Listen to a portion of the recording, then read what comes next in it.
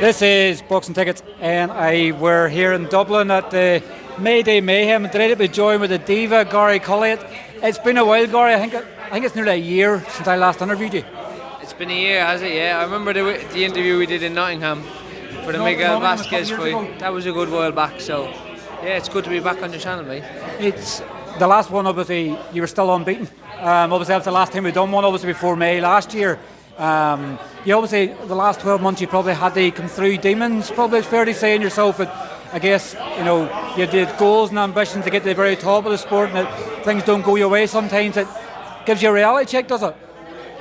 Yeah, I guess so. It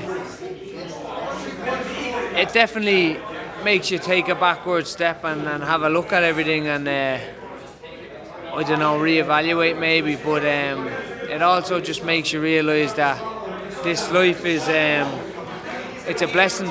It's a blessing, and I'm blessed to be living my dream every day, to be chasing my dream, to be back in contention now, to push on for world titles again. And boxing's a very fickle sport. When I lost last May, you're kind of being written off. I was built as this superstar and built that reputation myself through going through lads. I was on a 5-fight knockout streak and going through kind of guys like Butter for fun, and I obviously got stopped then against Jose Felix, took my first loss, got back, got the win back against Reece Small. But boxing's a funny sport. You lose and you're written off, you get a win back and you're right back in the mix. Another win on May 25th will put me right back up there in contention for world title shots again and world title eliminator. So it made me learn that a loss isn't everything, I guess. The best have taken losses. It's how you bounce back, what you learn from your mistakes, and how you bounce back and what you take from them. So yeah, I'm in a good place. I'm back in Nice with Niall, back in my home, training where I need to be, and looking forward to putting in a big performance on May 25th. This is what I've been born to do, and I'm looking forward to showcasing my skills again on May 25th. After obviously the defeat to Jose Felix, you could probably chose an easier opponent to sort of come back with. Obviously, Reece Mould, if anybody was sort of doubting that he didn't take the rematch and stuff like that with Jose Felix, Reece Mould was better, obviously, record, everything else wise. So, he faced demons straight away. I believe you're in the same changing room and everything else. You done everything exactly the same. Maybe a wee bit of superstition, sort of in a way. Sort of, you wanted to be in familiar surroundings, sort of, so that you could prove that was a one-off sort of thing. Yeah, no, I'm a fighter, and I've been fighting since I'm a baby, and it's all I know, it's all I've ever done, it's all I've ever been good at. So I'm a fighter, and I fight, and I'll show up and I'll fight anywhere. So changing rooms, if it's the same changing room, if it's the same ring, it is what it is. I showed up, I went to work, and I got the job done.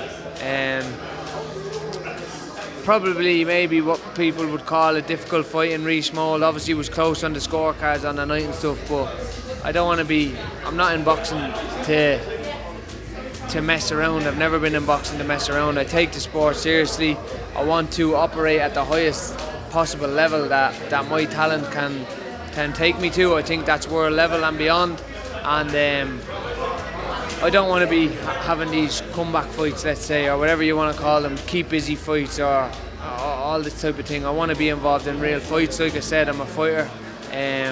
Probably one of few real fighters that's around these days, but I want to be involved in real fights with real fighters. Hence the next fight against Francesco, a guy who's been around the European circuit for the last 10 years, held the EBU title twice, is a really, really high level competitor as well. And I want to be involved in fights like that. I want to end my career. It's a short career span. I want to end my career with good memories and not having any regrets. I'm not saying what if I had taken that fight or taken this fight. I want to take all the good fights. I want to take hard fights. People are saying to me, I only got someone to say to me this last week going, Francesco Patera, what's his record? 29-4. You don't give yourself any easy fights, but I'm not in this game to mess around. Like I said, I'm in here to make a living. I put my life into it. I dedicate my life to the sport, and I want to make real money and win real titles. So I'm not here to take comeback fights or keep busy fights. I want to be involved in real fights. I'm a real fighter, and yeah, man, Patera obviously is no easy stretch, and obviously I know people look at the record, and people look at the record sometimes to see a defeat and think someone's passed it. Like, if you're not on obviously your game next week, Francesco Patera obviously look at that and go, he's an opportunity to get himself back to the sort of levels he's at previously. So there's a lot of danger involved with this fight, but as these bigger the fights, obviously going to bring out the best, the more better Gary Cully. He's like 30 years of age. He's in his prime, like.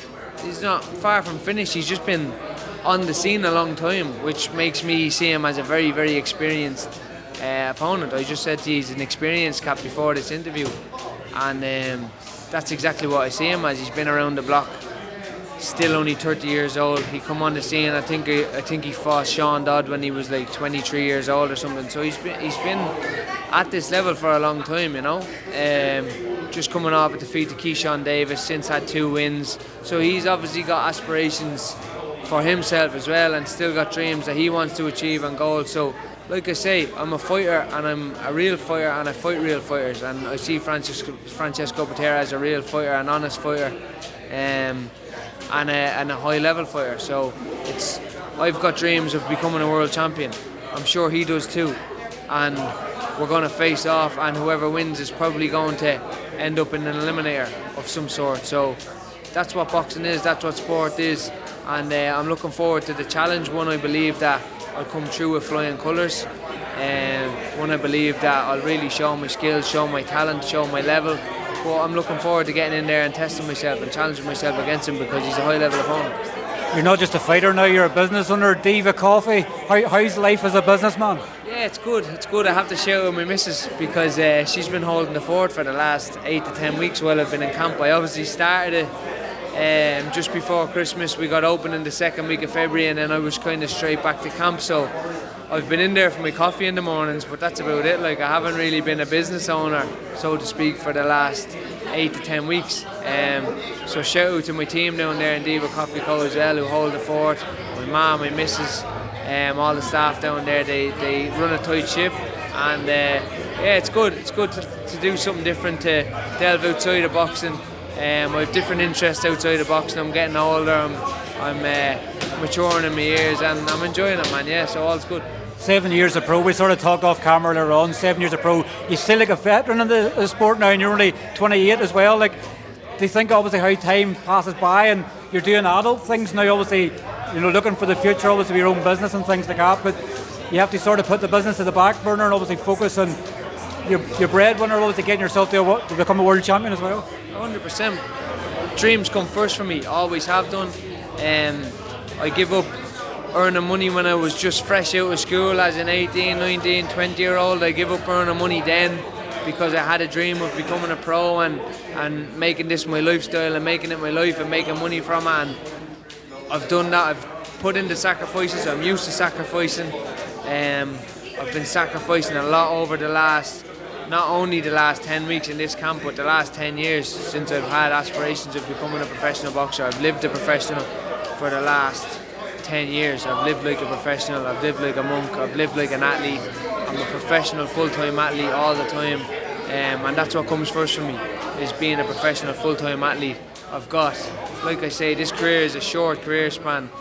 I'm 7 years a pro now. I remember turning over and I was 21, and it's gone like that. And it's mad when people tell you that the time goes like that and you don't really believe it at the time, but I'm 27 or 28 now, and I'm the experienced one, and I feel like the experienced one in the game now. So it's a good position to be in. I feel like I'm still about to hit my physical peak, and I've got all this experience behind me as well. So I feel like I'm in a really good position in my life, really good position in my career. I've learned all the lessons that I've needed to learn. I've lost a fight, I've come back from that, I've overcome that adversity as well. So I believe that I'm in a really good position to push on now and really show my talent, my skills, and achieve all of my dreams of becoming a world champion.